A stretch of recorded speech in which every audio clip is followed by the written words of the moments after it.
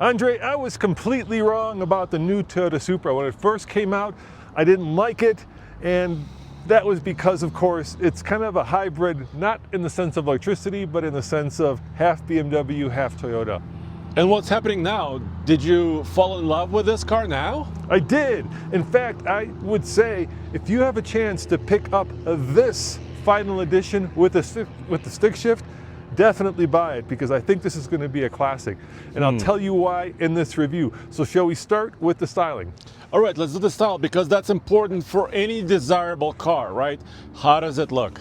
Yeah, so one of the things I love about it is this long hood. When you sit behind the wheel and you see these arched fender flares and you see the length of the hood, it really gives you a sense that this is a car that is well proportioned as a classic front engine rear wheel drive sports car. You know what? I'm gonna go deep on this one, Roman. Go deep, Andre. It was about 2013 when we went to an auto show together. This was when I was just beginning to work at TFL, and we saw the FT1 concept. Remember that sleek, amazingly looking Toyota concept, and it basically came to life, right? Sometimes the transition between the concept car to production, a lot of the things usually get lost in that transition, but I think they did a really good job with the styling on this car. I mean, it just has all the go fast cues, right? It's got this low, long hood. It's got this double bubble roof, and back here in the final edition, you get this carbon fiber ducktail, which is also cool. Yes, and also the hips, Roman. Don't forget the hips. I love the Coke bottle shape, Andre. That to me screams fast and fun. And the dual exhaust coming out the back.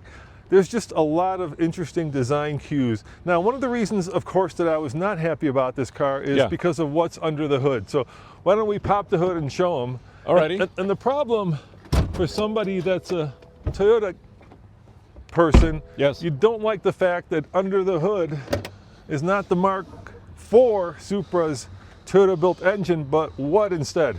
Well, it's actually a straight six out of a BMW, right? This car basically is BMW's drivetrain. Yeah, so this is the same drivetrain. It's a 3-liter twin-turbo, produces, I believe, 382 horsepower, 368 pound-foot of torque, made it to an 8-speed automatic transmission. Get the one with the manual, of course, but this is the powertrain out of the BMW Z4. And initially I thought to myself, what the Supra was known for was having this incredible engine that you could pump just a boat ton of horsepower out of. But now, several years after this came out, people are pumping a lot of horsepower out of these engines. Well, actually, if you were to use any engine, I think a BMW engine is the right choice, because of course BMW is known for their engines as well. And that straight six 3-liter is in many different high performance cars, right? Well, it was in our Ineos Grenadier. Well, and trucks. Yes. So this is a good base engine with a lot of power. Didn't you also drag race this car against something? Yeah, if you guys want to see that, it's on all TFL, and we took it up to the drag strip and put it up against our brand new C8 Corvette Stingray, and the results were surprising. I'm not going to tell you, just head on over to all TFL. But this is a really good powertrain, and yes, for Toyota purists, the problem is you expected a Mark IV Supra, which, you know, was built and designed and engineered completely by Toyota. Here you have a car that's actually built by Magna in Austria. That's, you know, like I said, this weird German / Japanese hybrid, but it works. Roman, I have an issue with this. It says BMW I know, under here. Every journalist always points at BMW parts. But that's, you know, you're taking two car companies that are known for making iconic cars, and sometimes when you do this kind of chassis engineering, right, where you're basically combining two companies, it turns out to be a complete and utter train wreck. Here, I actually think it worked. Yeah, well, we'll have to drive this car as well. Yeah, well, we'll drive in a second. So let's show them the back here. Yeah. Now, the one complaint I have about this car is it's, you know, I'm kind of an XL guy. Yes. So are you. Yes. At least in terms of height. This is more of a L or a large vehicle, so it's a little bit tight. Do people use sports cars for a lot of utility because there's not a lot of space this way? You ain't going to get golf clubs in there. You'll be hard pressed. Maybe laying them down that way. Well, that's what I said. It's kind of a, you know, it's kind of an L car in an XL world. Yes. And that was one of the things that I really didn't like about this. And sometimes when that happens, it's hard to get by it. The other thing that I don't like is I have to kind of be like a perpetrator in a cop car to get into it. And that is because this A-pillar stretches over here to this segment, and this is super low. And so it does have the bubble, but the problem is... All right, Roman, Yeah, Roman, you've been bad. Yeah. You've been very bad. Yeah, that can get old really quick. And then once I'm in here, I can't actually see out of it because this comes down a little bit too low. But there are some really good things in here. You want to grab the camera because our videographer can't fit in the back, obviously, and we'll go for a ride. Wait, we could put Cole in the trunk? No, we're not putting Cole. Cole, we're not putting you in the back. If you can't fit golf clubs, how are you going to fit Cole? Okay. Hop in. Sounds good. Let's hop in.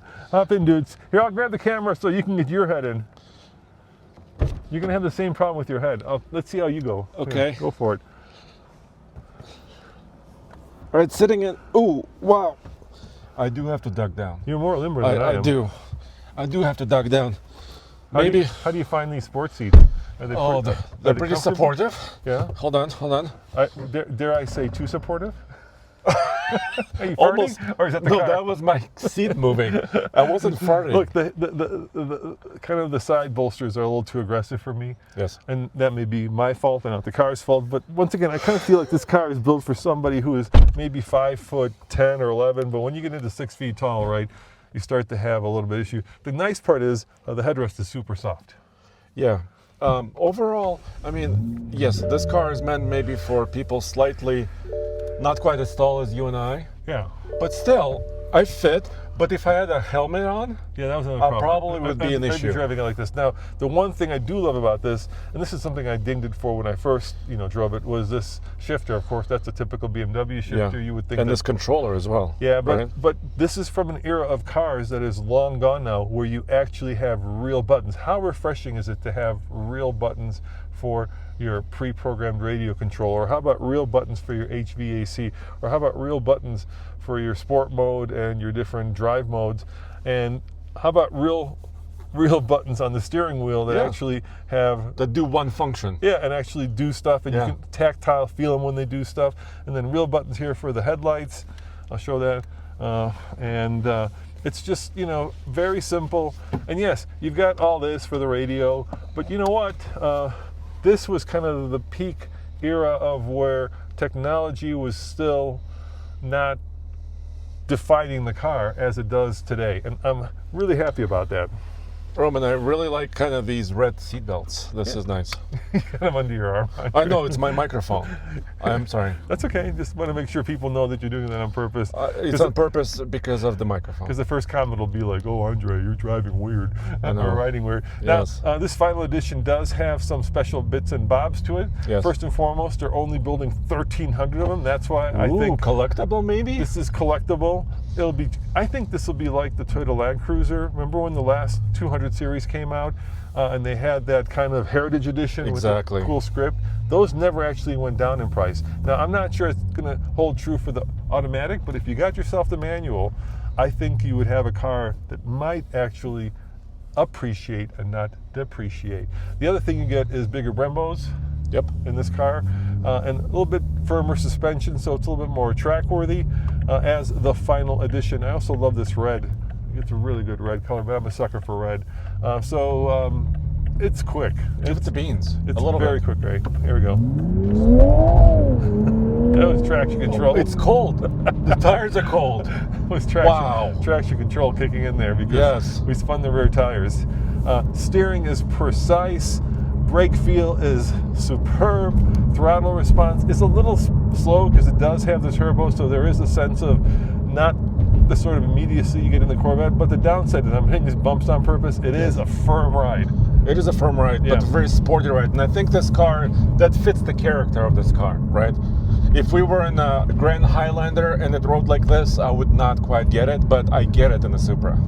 I mean, the boundaries of this performance envelope are so wide and so deep that you really have to put it on the track to really be able to wring out what this car can do. And I was able to do it when it first came out. We put it on the track and it does handle superbly. It has that kind of perfect balance that you want in a sports car, where even though it's not mid-engine or rear engine, it still kind of rotates around the center of mass, and it's just a joy to drive quickly. In fact, I would say too quickly, because what happens is you can quickly get over your head. That's a lot of quicklies. I know, but eventually we'll get the price, and that's maybe where I have a small problem. Right, here we go. I'll floor it again. Here we go. A little lag, and here comes the power. Oh, It's so quick. I think you're like in the 3-second range there, even at a mile above, you know. Well, Toyota states just under 4 seconds. Yeah, like 3.9, 0 to 60, which is plenty fast. Now, if you watch that video where we drag raced it against the Stingray, Yeah. well, one of the things that is a little lacking is the engine note. The straight six is one of the smoothest powertrains out there, but the Chevy LS V8 It's a whole different animal. It's a whole different animal. Why is there a murder of crows here? Very good, a murder. Yeah, that's what. Right? Yeah, I'm impressed. There's a lot of crows. So yeah, you think it's a flock, or you think it'd be a gaggle, but it is a murder of crows. There's a lot of them. Interesting word. I also like the fact that you've got a really chunky steering wheel, controls that are easy to understand and navigate. Yes. And as much as I'm not a big fan of carbon fiber, I think actually in this car it does class up the vehicle's interior, as opposed to having like the piano black. So it all sort of kind of works for me, Andre, except for the fact, like I said, that I'm a little cramped behind the steering wheel. Well, How about not you? everybody is as big as you and I. No, Right. no. It's not as So- bad as like a Miata, let's say. Miata, we recently had a Miata, Yeah. and I felt claustrophobic inside of it. Actually, let me go over this bump. I want to try it. Let's see how bad it is. Are you going off-road? I'm just going to go over the bump. You also do scrape, it doesn't have a nose lift feature, so you do scrape the chin a little bit when you go over very steep bumps. Yes. But overall, let's face it, this car is a last of its breed. You still have the 300Z. Is it 300? Oh, the Z. No, No, it's just Z. a Z. It's just a No, Z you're now. thinking about the Zs of old. Yeah, so you still Yeah. have the Z, which kind of sort of competes against it. The GTR, of course, is much more expensive and it's gone. But let's get out of the car and we can talk about the price. Exactly, because I kind of have an issue with that. All right, you have an issue with the price. Yes. All right, we'll give the camera back to Cole. Cole, he didn't get kidnapped when we were gone. Good job, Cole. And by the way, look at these meaty tires. These are Michelin's. Holy cow. What size are they? Those are 275/35 R19s. It's a good size tire, and there are your bigger brakes. I believe those are Brembos actually that you Exactly, get with yeah. the final edition. All right, so I have the Monroney right here, Andre. You got the window sticker? And there is some good news. So Yeah. MPG, if you do care, is 25 combined. 29 highway. Yeah, but Not too 22 bad. city. That's not bad. And then check this out. This is the part that's staggering. Look at that. That is 1,195 for destination That seems cheap. from Austria. How much does a truck cost that's built in Michigan In to Michigan. deliver? $2,595. Yeah, and people say new car prices have not gone up. Yes. All right, so the total But the final, is for the final edition is 71,160. I don't know. I don't have a lot of comparisons. Like you said, there's not a lot of competition here, right? There's a Nissan, there's a BMW version of it, right? But It does have some interesting. It's got those those struts, Yeah. GR struts that we saw under the hood. It also has a driver resistance package, which is 1,195. So not a lot of options. The struts are 620, and then there's wheel locks 90 and carpet cargo mat Yes. 110. Yes. Do you So- think that's on the money for price, or how do you think about the price? I think for a car that I'm guessing, especially if you got the manual, not the automatic. Everybody wants manuals nowadays. People are actually our Hunting friend them. James. Yes. We also raced this. This video hasn't been published yet, but we raced this against the Mark IV Supra. No way. Also automatic. Okay. So I think that is not a bad price, Andre, for a car that I think is going to hold its value. Dare I say, Andre, appreciate at some point, and people are going to come around to it, maybe like I did, where it takes them a while to be able to get past the BMW-ness of a Supra. Yeah, and coming up into the future, I think Toyota and Lexus are working on the next generation hypercar, right? LFR, perhaps? Yeah, LFR. So that probably will be out of reach for you and I, as mere It won't be mortals. 71,000, I'll tell you that. But 71 is almost within reach for you and I. Yeah, and then, you know, there's also the less expensive sports car, which is also has a final edition, the GR86. Yeah. And so if, you know, if 71 is too much, those are, I don't know, Tommy just went and drove those. That review's also over at That was TFL. like 40,000-ish, maybe. Which, you know, which 5 years ago would have seemed like a lot, but today actually doesn't seem that bad, considering that we're living in a world where new car prices, especially new car performance prices, are through the roof. As always, Andre, on the TFL scale of buy it, lease it, rent it, or forget it, I'm going to say buy it. Buy it, buy it, buy it, buy it. And I don't usually say that. I think if I was in the market for a sports car, I would also say buy it. Yes. Anyway, head on over to All TFL if you want to watch the drag race, and we'll see you next time. Ciao. Thank you.